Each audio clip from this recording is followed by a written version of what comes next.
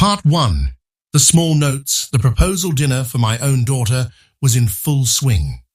My future son-in-law, Begus, introduced me to his boss as a retired guy from a small house in Jakarta, living on a modest budget but a friendly face.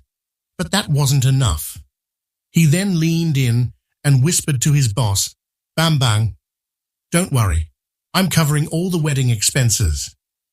I just smiled, but internally I started taking mental notes one by one. That afternoon, the Jakarta sky was a searing orange-red, as if it was slowly burning. The air was thick with the humid stickiness typical of a heavy late season. I arrived at the Setu Elok rooftop restaurant just before sunset, dressed simply in a plain white cocoa shirt and black dress pants. Nothing fancy, as usual. I've never liked excess. As the elevator doors opened, I immediately spotted Begus standing in the center of the room. His grey suit and striking maroon tie made him stand out. His smile was wide, and his hands were busy shaking hands with the arriving guests. He looked incredibly self-assured, like a seasoned host accustomed to luxury. I stepped slowly, looking for my daughter, Kirana, in the crowd. She looked nervous. Her fingers were constantly twisting the edge of her traditional kebaya dress. Her eyes darted toward me every now and then, a silent plea for forgiveness. Begus saw me. His smile broadened even more. He walked toward me, pulling a well-dressed, middle-aged man along with him. "Mr. Bambang, you finally made it. Come here, let me introduce you." His hand gripped my arm, guiding me toward the man. "Mr. Bambang, this is Kirana's father, Weera. He's a retiree from Jakarta. Very humble, but he's a good man." I gave a polite nod. Mr. Bambang extended a hand. His handshake was brief and purely formal. His eyes scanned me quickly, then immediately returned to Begus. There was no warmth, only formality. I have grown accustomed to that look. "Don't worry, sir," Begus whispered, leaning slightly toward Mr. Bambang. His voice was low, but just loud enough for me to hear. "I'll cover all the wedding costs. Kirana's father isn't working anymore, so we won't let him feel burdened." Mr. Bambang gave a short nod, as if filing the information away. I just smiled, only smiled, but the hand holding my glass was starting to feel rigid. We took a seat at a large table filled with guests. Most were Bagus's colleagues from the office, some of Kirana's old friends, and distant relatives I barely knew. Bagus kept talking, his voice dominating the area. "I work 70 hours a week, but that's normal these days, right? You have to hustle if you want to get ahead." He laughed, and a few guests joined in. "Not like the old days, huh, sir? Laid back, peaceful life." He glanced at me with a smirk. "You enjoy gardening now, don't you, sir? That's cool, growing your own chili peppers." A few people chuckled softly. I just nodded. "Yes, I do enjoy gardening now." "Wow, that sounds nice, sir. A simple life. No need to worry about stocks, salaries, or office pressure."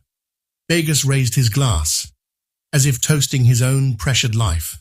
"A simple life is truly a pleasure, isn't it, sir?" Kirana glanced at me, her face pale. I knew she wanted to say something, but she stayed quiet. As always, she was hesitant to confront Begus in front of a crowd. When the menu arrived, Begus ordered grilled gourami with a lemon butter sauce and a mango mocktail.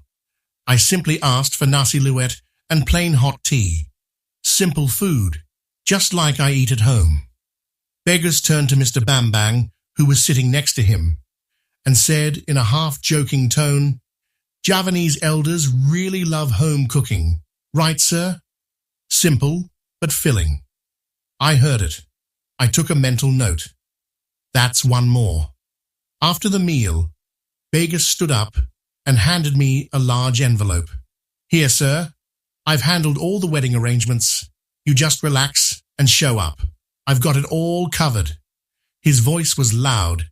Everyone heard it. Some guests nodded, seemingly impressed by Begus's sense of responsibility. I accepted the envelope with both hands. "Thank you, son."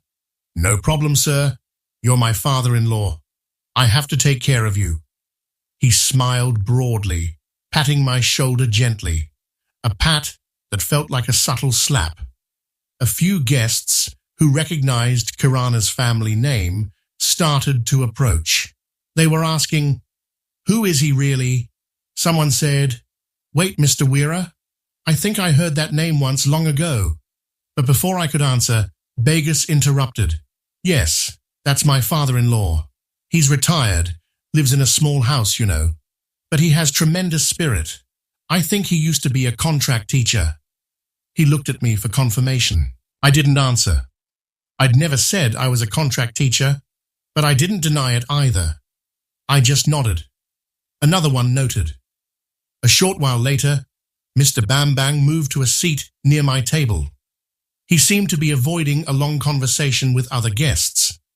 His eyes suddenly fell on my chest, specifically on a small pin I wore on the left lapel of my shirt. The pin was old, its color faded, but the logo was still clear. The old version of the Indo-Core logo, before the company became as massive as it is now. "Where did you get that pin, sir?" he asked softly. I looked down at the pin and gave a slight smile. "I've kept it for a very long time, probably before Begus started working there." Mr. Bambang narrowed his eyes. He didn't press further, but I knew something was turning in his mind. He was silent, just nodding slowly, and returned his attention to his drink. The event continued late into the evening. I didn't speak much, just listened, observed, taking note of every small remark Begus directed at me, every subtle sneer hidden behind his courtesy. Every time he introduced me as the simple retiree, every time he recounted his own version of my past without ever bothering to ask who I really was. As the event neared its end, Mr. Bambang called Begus over. They stood slightly away from the crowd. I could see them out of the corner of my eye. Mr. Bambang asked something, his face serious. Begus answered casually, waving his hands as if explaining something inconsequential. Then they walked closer. Mr. Bambang looked at me briefly, then back to Begus. "What was that pin your father-in-law was wearing?" he asked. Begus chuckled softly. "Oh, he probably got it online, sir. My father-in-law likes to collect strange stuff. Maybe he bought it or got it as a gift from an old friend." Mr. Bambang only nodded, but his gaze had changed. It was no longer dismissive. There was something different. His eyes lingered on me longer than before, as if trying to recall a long-forgotten memory. I gave him a thin smile and politely stood up to say goodbye. "Thank you for coming, Mr. Bambang. I hope the rest of the planning goes smoothly." He extended his hand. This time, his grip was longer, firmer. "Same to you, Mr. Weira. I look forward to the wedding day." I nodded and walked out. Kirana walked with me to the elevator door. Her face was still pale, her eyes welling up. "I'm so sorry, Dad," she whispered softly. I stroked her head. "It's okay, my dear. I'm fine." The elevator opened. I stepped in, turned, and saw Kirana still standing there. I smiled. The elevator door closed slowly. Inside, I let out a long breath. My hand slipped into my pocket, touching the old pin. The pin I had worn with pride decades ago. The pin that was a silent witness to my long journey of building something from nothing. I wasn't angry. I was simply making a list. Every word, every fake smile, every dismissive glance. And I knew the time would come. Not now, but later, when everyone would see. when there would be no more place to hide behind the mask of perfection that Begus had built.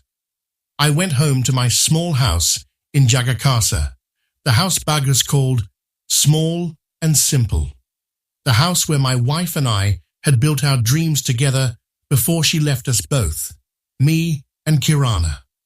I sat on the porch, listening to the Isya call to prayer from the small mosque down the street.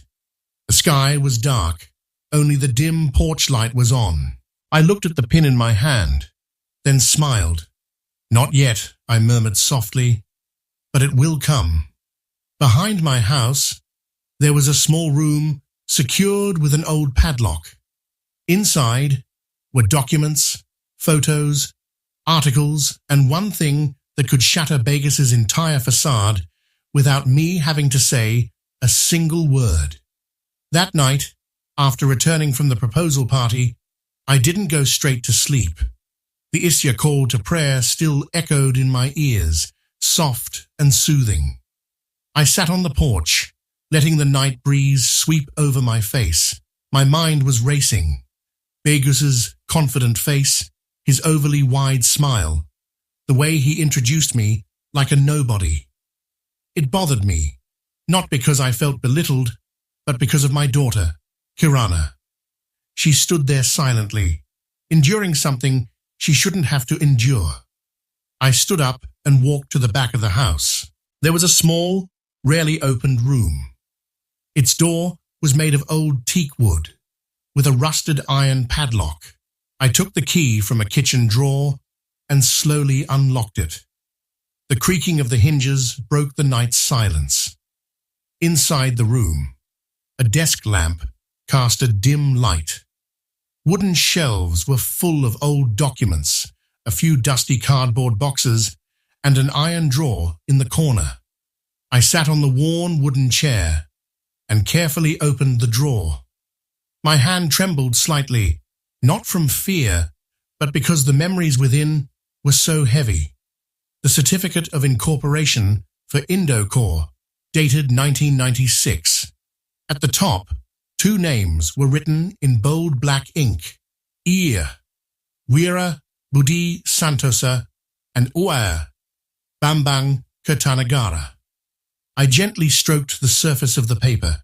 It had been almost 30 years.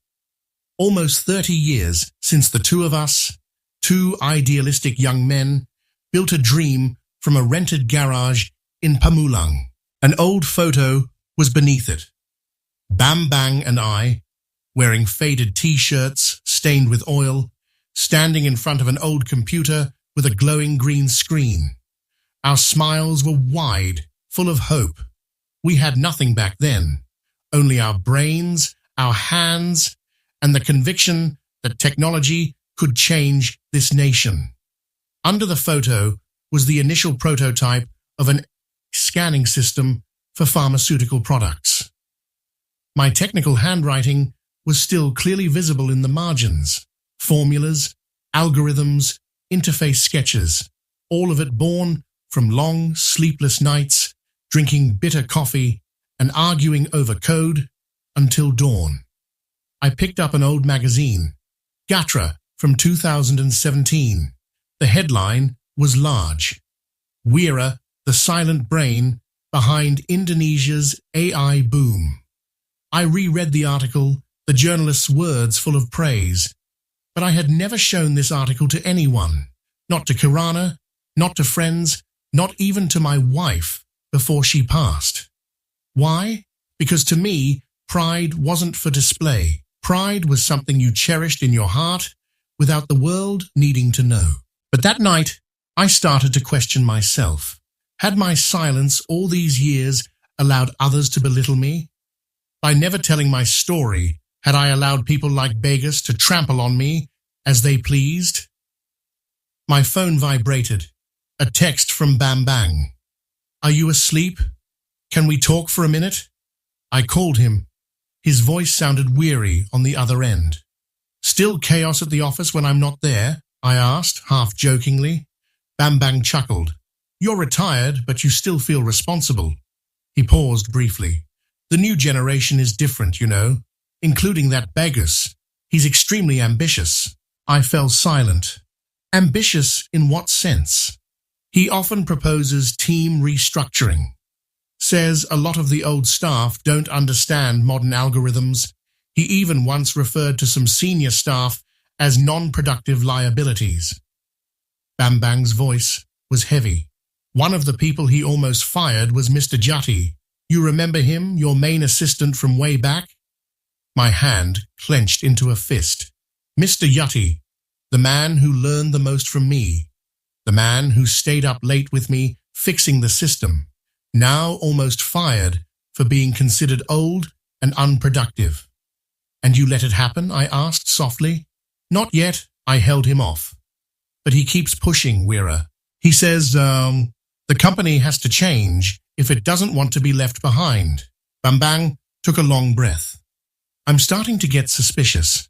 His attitude is too aggressive, like he's covering something up. I started writing in the small notebook that was always on my desk.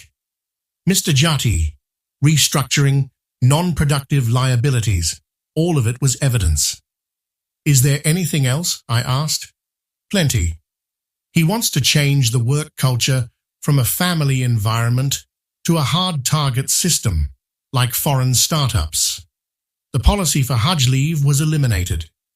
Friday prayer gatherings were cancelled for efficiency. He even blocked a proposal to collaborate with the state university, calling it unprofitable and too idealistic. I closed my eyes.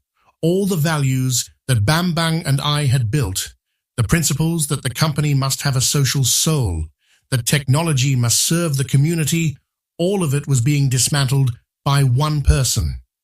And that person was about to become my daughter's husband. Do you have all the proof? I asked. Of course. Emails, proposals, meeting recordings, it's all there.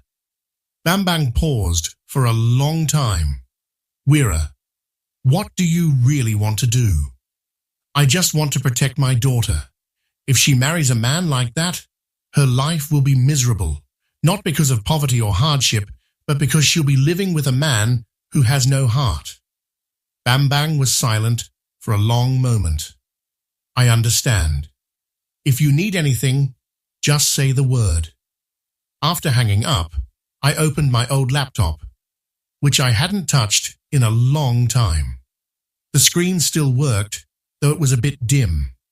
I opened an old folder containing all my digital archives about Indo-Core. All the presentations, proposals, legal documents, and old emails from the company's first year. I started collecting everything, organizing it into a separate folder. I also started recording. I put a small voice recorder inside the worn-out watch I always wore. Every time I met Begas, every time he spoke, I would record it, not to be broadcasted, but for archive, for evidence. In one of the meeting recordings that Bambang sent me, I heard Bagas's voice clearly. We need people who understand TikTok, not people who understand typewriters. A few people laughed, but I knew it wasn't a joke. It was an insult to those who had dedicated decades of their lives to that company. I saved all the recordings in an encrypted folder. No one knew about it but me. Part 2. The Truth Behind the Teak Box. That night, a gentle knock came on my front door. I emerged from the small back room, locked it again, and opened the door. Kirana stood there, holding an engraved wooden box. Her eyes were puffy. She looked like she had been crying. I'm sorry, Dad. I came over so late. Her voice was hoarse. It's all right. Come in. I opened the door wide. Kirana sat in the living room, placing the box on the table. I was just cleaning out Mom's room. She had a lot of old letters. I found this. She slowly opened the box. It was full of old handwritten letters from her mother, a script I hadn't seen in a long time. I picked up one of the letters and read it softly. One day, Kirana will be proud to know who her father truly is, my late wife had written. But don't let her find out because of anger. Let her find out because of love. Kirana looked up at me, her eyes wet. Why did Mum write this? What have you been hiding all this time? I took a long breath. It's time, my dear. It wasn't hidden. It just didn't need to be told too soon. Kirana pulled out another photo.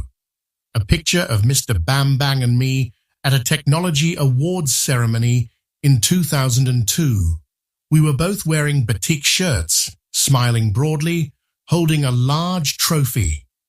In the background, the banner clearly read, National Technology Innovation Award for Indo-Core.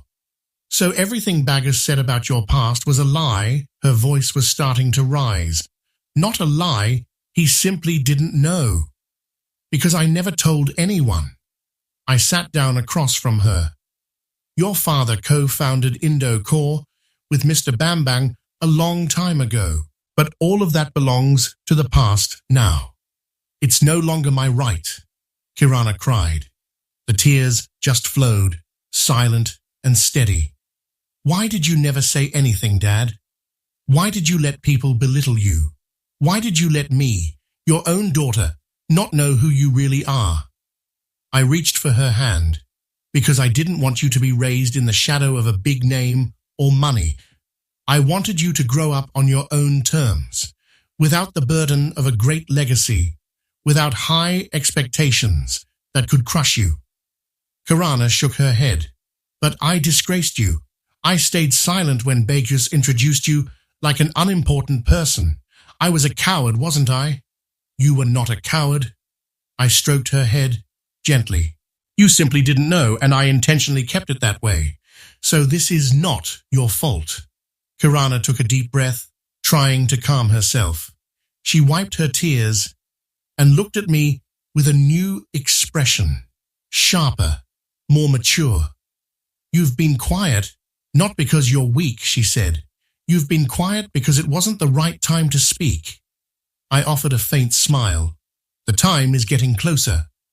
Kirana then started sharing the story she had held inside. How Begus often cut her off mid-sentence. How he once told her to change her style of dressing because, as the future wife of an Indo-Core director, she needed to look classier. How, at a company event, Begus immediately shushed her and changed the subject when she tried to talk about my former job as an engineer. I always felt like he wanted me to believe he was the hero. But lately, I feel like he's hiding something. Like there's a part of himself he doesn't want me to see, she said softly. You felt it yourself. That's good. It means your instinct is still sharp, I replied. What should I do now, she asked. Don't confront him immediately. Don't fight him. Just observe. Watch who he is when he thinks no one is paying attention. Write down everything he says, everything he does. Let him feel secure. And when he lets his guard down, his true colors will show. Kirana stared at me for a long time. You're planning something, aren't you, Dad? I didn't answer, just smiled. In the following days, Kirana started sending me short messages with things Begus said at home, words he never spoke in public, which only emerged when he felt comfortable, when he thought no one was judging. Your parents are just too simple. Good thing I can cover everything. After we get married, don't visit your father's house too often. People will think we are poor. I work so hard for you, Kirana, so you need to support me completely. Don't ask too many questions. Every text landed on my phone. I saved them. I created a special folder. I noted the date and time. All of it was evidence. Evidence that Begus had two faces, one for the world and one for Kirana. One night, Kirana sent me a screenshot of a chat conversation between Begus and a friend. I read it slowly, feeling my blood start to boil. Begus's friend had written, Your father-in-law is a retiree. I thought he was a tycoon. Begus replied, Whatever, just some old village guy. But it doesn't matter. What matters is that Kirana obeys me. I stared at the phone screen for a long, long time. My hands trembled slightly, not from rage, but because I knew this was the moment I was waiting for. The moment Begis's mask started to crack. I texted Kirana back. Save this carefully. Don't delete it. It's important. The next day, I began putting together a broader strategy, not just to get revenge, but to protect my daughter. I reached out to a few old contacts I still trusted. Mr. Jati, my former assistant, who was now a guest lecturer at a technical university, and Mrs. Santi, the former HR head of Indo-Core, who had access to a lot of internal information. I met Mr. Jati at a small coffee stall near his campus. He was waiting, wearing a checkered shirt and jeans. His hair was starting to turn grey in patches. We shook hands and sat down, facing each other. "How have you been, sir?" he asked with a warm smile. "Good, but there's something I need to ask you." I looked at him seriously. "Do you remember Begis Pranata?" Mr. Jati's face darkened. "Ah, him. Of course, I remember. He's the one who almost got me fired last year. Tell me." Mr. Jati took a long breath. He said I was too old, that I didn't understand current technology, said the company needed aggressive young blood. He proposed replacing me with a fresh graduate whose salary would be cheaper. He laughed bitterly. Luckily, Mr. Bambang still had a conscience. He didn't fire me, but transferred me to the training division until I decided to resign on my own. I jotted everything down in my small notebook. "Do you have any proof? Emails, proposals, even recordings of meetings where he said senior staff were a burden to the company?" Mr. Jati looked at me. "Mr. Weera, what exactly are you planning? I want to protect my daughter. She's going to marry that man, and I can't let her live with someone who has no heart." Mr. Jati nodded in understanding. "If you need anything, just say the word. I'm ready to help." The meeting with Mrs. Santi was shorter.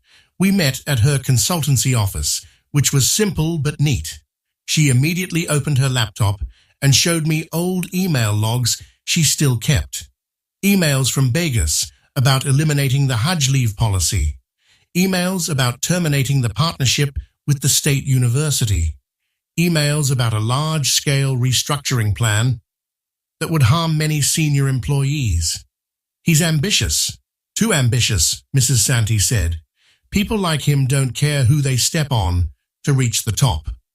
I saved all the files she gave me, all the evidence that showed who Begis really was. That night, I sat down again in my small back room, opened my laptop, and started compiling a timeline of Begis Pranata's character manipulation.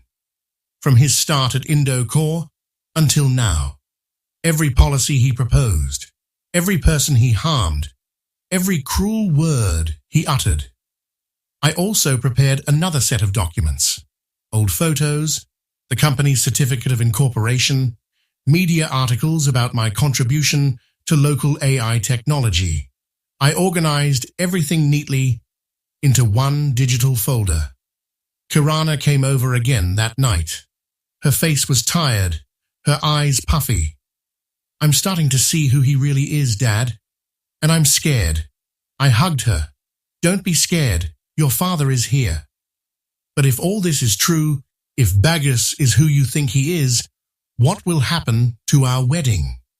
I released her from the hug, looking into her eyes. If it were only about me being embarrassed, I would stay silent. But if my daughter is being misled, if my daughter is going to live in a lie, I cannot stand by. I won't destroy your wedding without reason, but I will open your eyes, and after that, the decision is yours. Whether to proceed or not is your right. Kirana hugged me again, tighter this time. "Thank you, Dad. Thank you for protecting me, even when I didn't know I needed protecting." The night grew late. The rain continued to fall. The sound of water drumming on the roof became the backdrop to my racing thoughts. I looked at the laptop screen, seeing all the files I had collected, all the evidence, all the truth. And I knew this wasn't over. There was still one big step left. One moment when everyone would see, where there would be no more place to hide. The wedding day. The day when all eyes would be on the bride and groom. The day when happiness should explode. But that day could also be the day the truth was revealed. And I was preparing for it. I don't believe in angry revenge.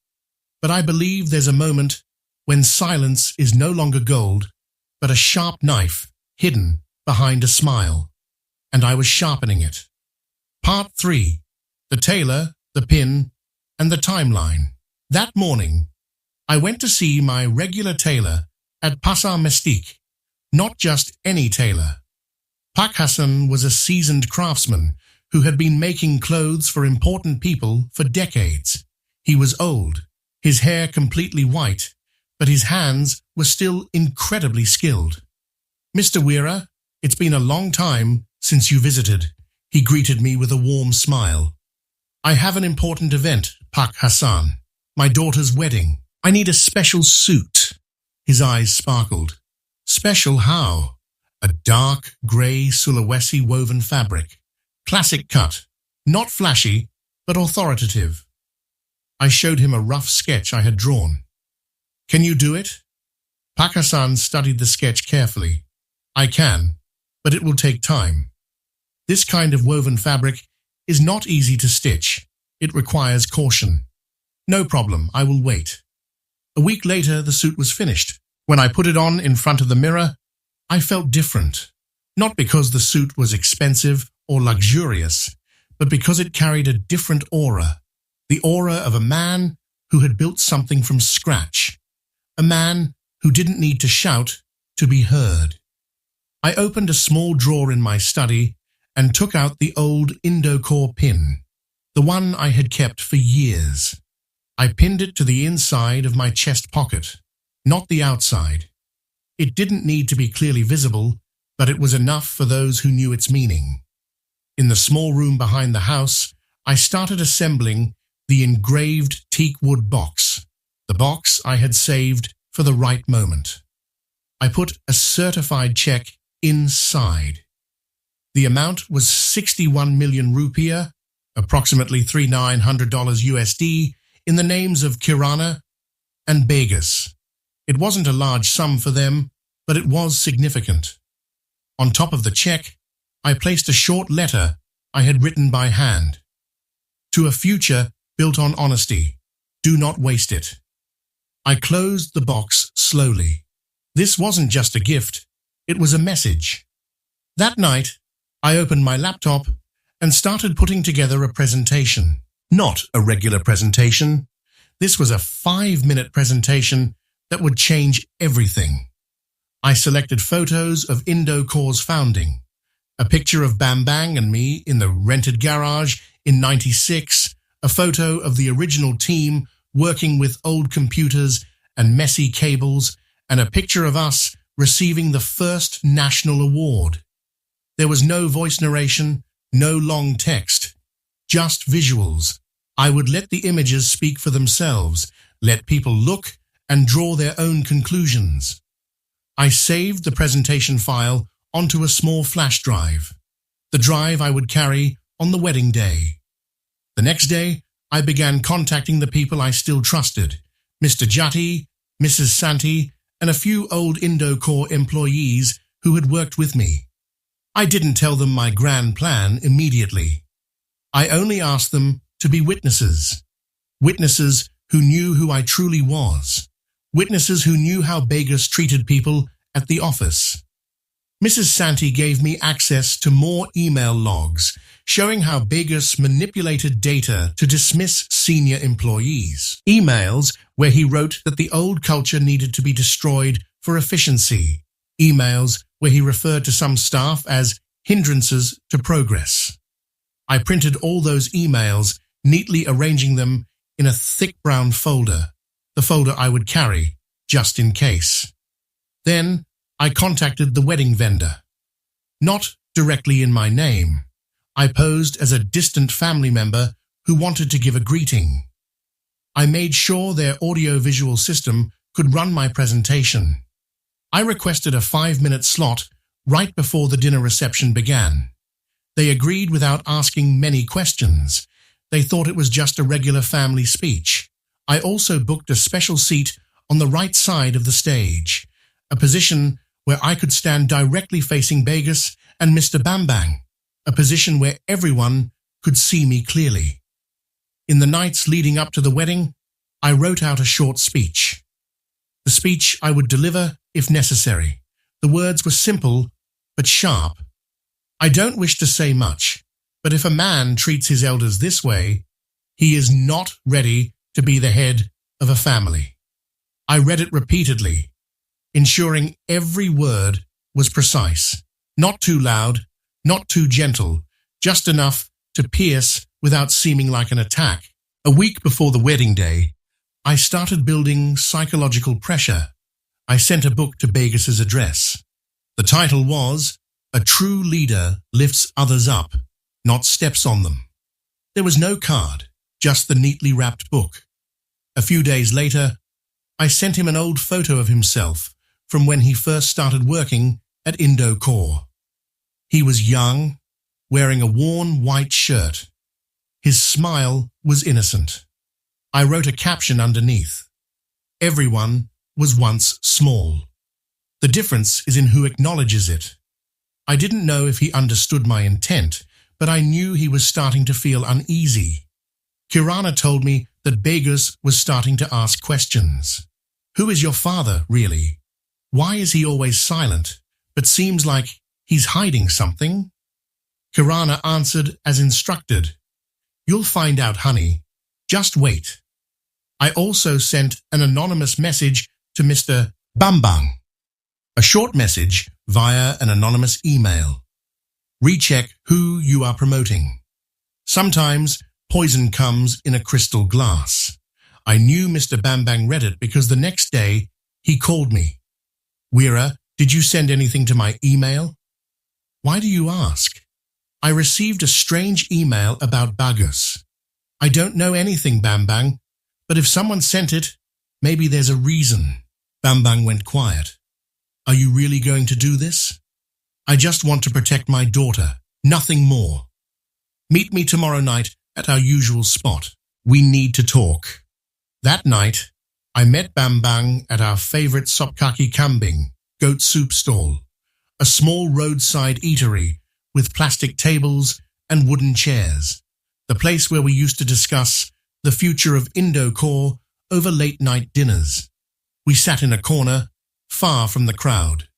Bambang ordered his usual goat soup. I ordered the same. We ate in silence for a while. Do you still remember this place? Bambang asked, smiling. Of course. The place where we dreamed of changing the world. Bambang laughed softly. We achieved some of our dreams, but it doesn't feel like we imagined, does it? Because the company is now filled with people who have no soul. Bambang looked at me sharply. Are you talking about Bagus? I'm talking about anyone who forgets where they came from. We fell silent again. Bambang slowly spooned his soup broth. You're coming tomorrow, right? Of course. I wouldn't miss my daughter's wedding. But you're not just coming as the bride's father, are you? I looked at him. Tomorrow I will come, but not as a father-in-law, as a witness. Bambang sighed deeply. You're still the same, aren't you? Still knowing when to be silent and when to speak. I learned from you, Bambang. You were the one who always said the truth doesn't need to shout. The truth just needs to stand up, and everyone will see it. Bambang smiled. I understand. If you need anything tomorrow, just let me know. We finished dinner in a comfortable, silent warmth, the warmth of an old friendship that didn't need many words. On the way home, I drove through the bustling streets of Jakarta. The city lights were bright. People rushed past.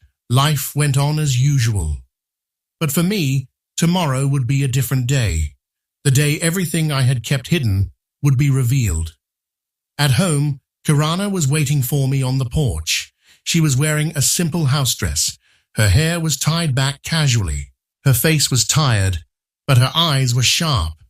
"Where were you, Dad?" she asked. "Meeting with Mr. Bambang, just talking." Kirana sat next to me. "Tomorrow, everything will change." "Yes, perhaps. But it depends on how people see it. Aren't you afraid if everything falls apart? If my wedding is called off?" I took her hand. "If everything falls apart tomorrow, Dad, I'm ready. But promise me you won't hurt anyone who doesn't deserve it." I looked into her eyes. "I never start a war, Kirana, but I know when to end one." Kirana hugged me tightly. We sat in silence, listening to the sounds of the Jakarta night, which never truly sleeps. The night deepened. I went into the small back room, opened the drawer one last time, checking all the documents, all the evidence, everything I would take with me tomorrow. The flash drive with the presentation, the brown folder with the emails, the wooden box with the check and the letter, the dark grey woven suit with the Indocore pin in the inner pocket. Everything was ready. I sat on the old wooden chair, staring at everything I had prepared. This wasn't about revenge. It was about truth, about opening my daughter's eyes, about ensuring she didn't live in a lie. Tomorrow, everyone would see, and I was ready. When Bagus stood on the stage, full of confidence, raising his glass for a toast, I knew it would only take one small touch to explode the entire illusion he had built in front of every important person in his life. Part 4. The Presentation of Truth. On the morning of the wedding, I woke up earlier than usual. The sky was still dark. The subuh, dawn, call to prayer had just sounded from the local mosque.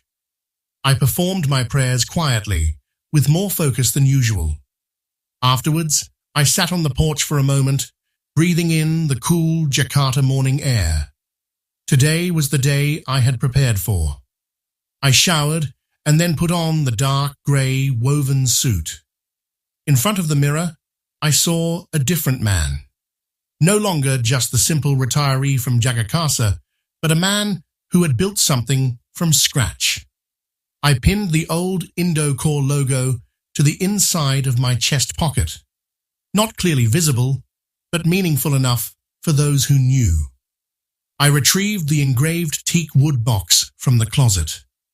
Inside were the check and the letter I had prepared. I also slipped the small flash drive, the one containing the presentation that would change everything, into my suit pocket. The Gaines Menteng Hall was already bustling when I arrived. It was a magnificent venue with high ceilings and glittering crystal chandeliers. Guests arrived in luxurious attire, Indocore directors, a few international commissioners, Kirana's friends from college, and Begus's friends from high school. Everything looked perfect, too perfect. On the front stage, the seat of honor for the bride's father was still empty. Some guests started whispering, "Where is the bride's father? Why hasn't he arrived?" I had deliberately planned to be 10 minutes late. When I entered, several heads turned. They looked at me with confusion. Who is this man? His suit is so distinguished. I walked calmly to my seat of honor. Bagus, who was greeting guests near the entrance, looked slightly startled. His eyes scanned me from top to bottom. I was sure he had never seen me in an outfit like this. "Mr. Weira, you finally arrived," he greeted me with a slightly strained smile. "Apologies for the delay. Had a small errand this morning," I replied, shaking his hand firmly. Kirana approached. Her face was tense. She looked beautiful in her wedding kabaya, Her makeup was flawless, but her eyes held a hint of anxiety. "Dad, is everything ready?" she whispered softly. I just nodded. "Stay calm." The ceremony began. Begus and Kirana sat on the wedding platform, smiling at all the guests who came to offer congratulations. Begus looked incredibly self-assured, like a king receiving tribute.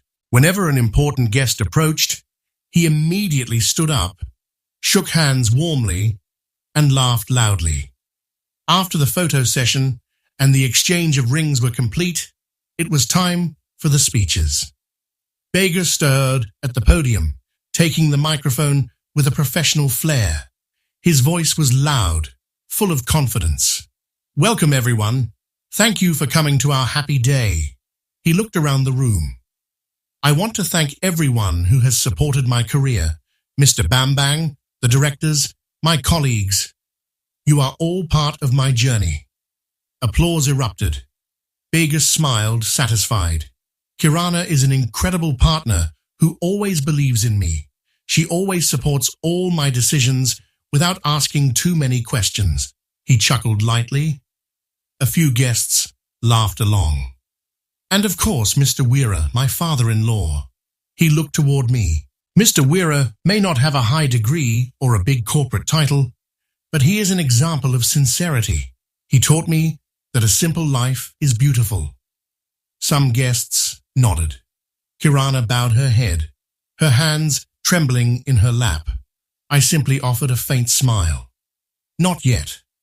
When Begus finished, the MC announced a surprise presentation from the bride's family. I slowly stood up and headed toward the backstage area, where the technical coordinator was waiting. I handed him the flash drive. 5 minutes.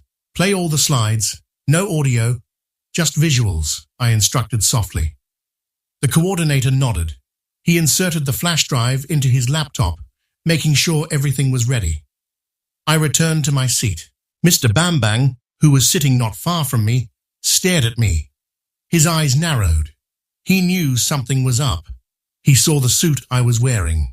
He caught a glimpse of the pin in my inner pocket as I sat down.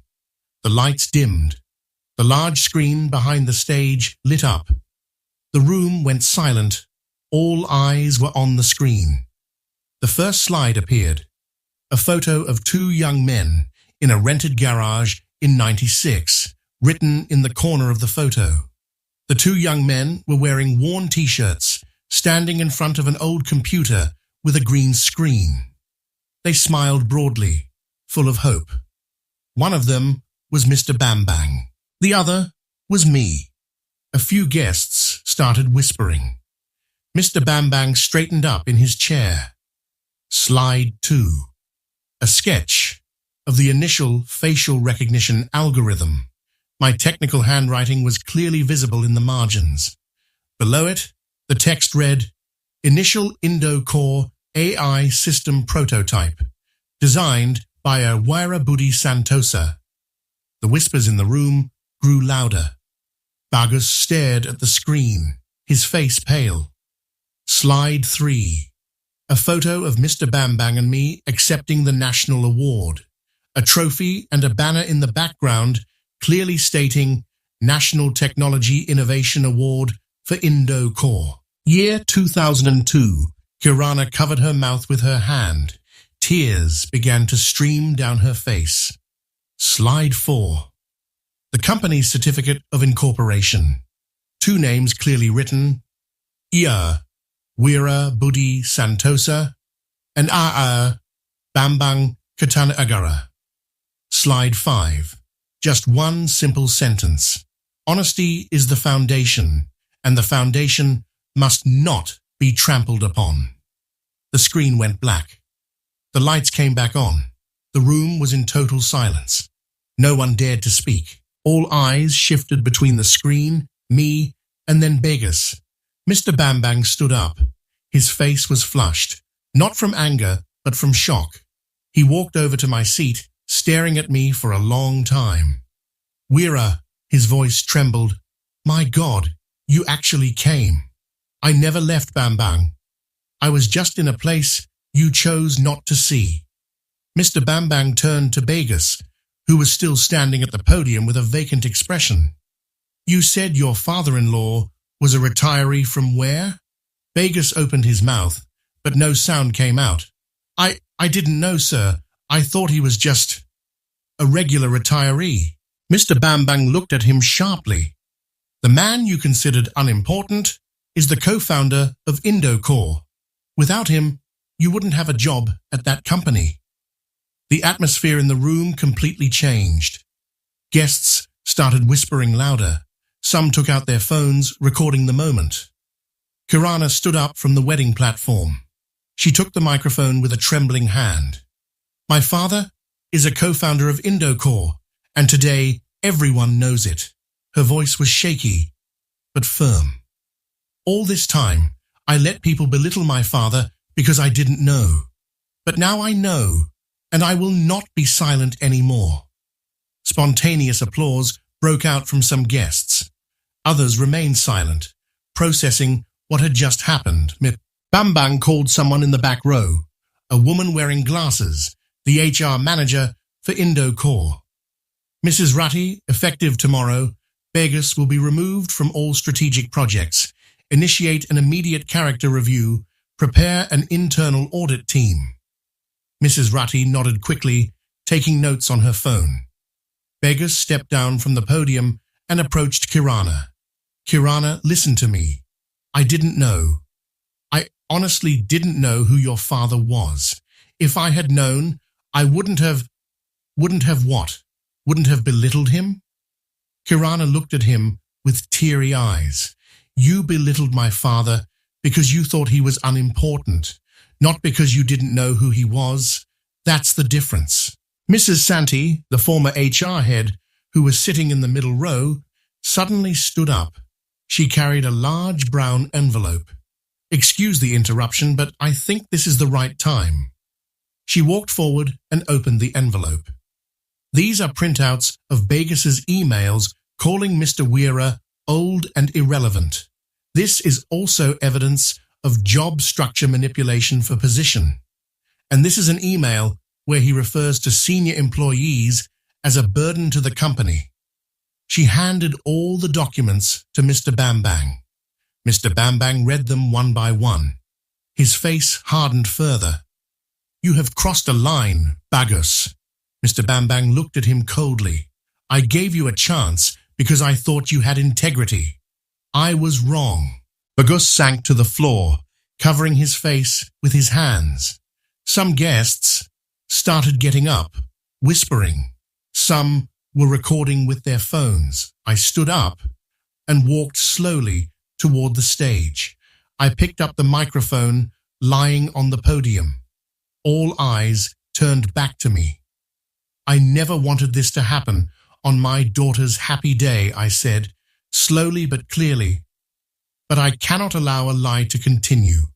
I have been silent all this time, not because I am weak, but because I wanted to see who truly values people, not titles or money." I looked down at Bagus, who was still sitting on the floor. "I did not slap you. I merely opened the window, so everyone could see who you really are." I put down the microphone and walked off the stage. Kirana hugged me tightly, crying into my chest. "I'm sorry, Dad. I'm sorry I let all of this happen." "You did nothing wrong, my dear. This is not your fault." Some guests started to stand up, offering applause. It was not applause for a wedding celebration, but applause for the truth that had finally been revealed. Mr. Bambang approached, hugging me briefly. "You're still the same, still able to silence everyone without shouting." I smiled faintly. "I learned from you." The event continued, but the atmosphere was completely changed. It was no longer a lively celebration, but a moment of reflection. Some guests came up to me, shaking my hand, apologizing for not recognizing me before. Others approached Begus, trying to comfort him, but he just sat there silently. That night, as all the guests began to leave, I sat on the building's terrace, looking up at the dark Jakarta sky. Kirana sat next to me, still in her wedding kabaya. Her makeup was smeared with tears. "What happens now, Dad?" she asked softly. "That depends on you and him. I only opened your eyes. The decision rests with you." Kirana nodded slowly. She looked into the hall where Begas was still sitting alone in a chair, his head bowed. "I need time to think about all of this." "Take all the time you need," I held her hand. "Your father will always be here for you." We sat in silence, listening to the sounds of the Jakarta night, which never truly sleeps, and I knew that tonight the mask had fallen, the truth had been exposed. Now, all that remained was to wait and see what would happen next. Part 5. The Unspoken Decision, American English. The following morning, the grand reception hall was already empty. All that was left were a few wilting flower decorations and some scattered confetti. Kirana and I arrived there to pick up the family's remaining belongings. The air felt cold, more from the emptiness than the morning temperature. Kirana wasn't wearing her wedding gown anymore. She was in a simple cream-colored dress and a pair of flip-flops.